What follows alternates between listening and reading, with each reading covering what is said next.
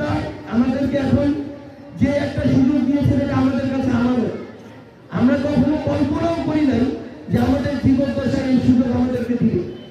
তো আমরা এই আমানতটাকে রেখে মানুষের জন্য যা কিছু করা যায় লিগালি লজিক্যালি আমরা সেগুলো করার সর্বোচ্চ চেষ্টা করব।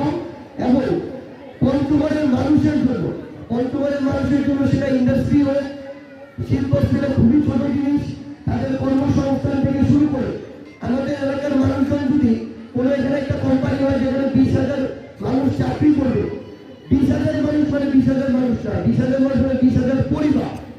তো 20,000 পরিবার যদি আগায় যায় তাহলে পঞ্চগড় আগায় যাবে। এবং আরেকটা জিনিস, আমরা প্রত্যেকটা জেলা এবং আমাদের উপজেলা এবং ইউনিয়নে লোক ঠিক করবো খুব দ্রুত। কারোর সাথে যদি কোথাও অন্যায় হয়, কোথাও যদি আপনারা দেখেন যে কোনো একটা কাজের জন্য টাকা চাচ্ছে, হয়রানি করছে, তখন ওই প্রতিনিধিকে আপনারা জানাবেন, তার বিরুদ্ধে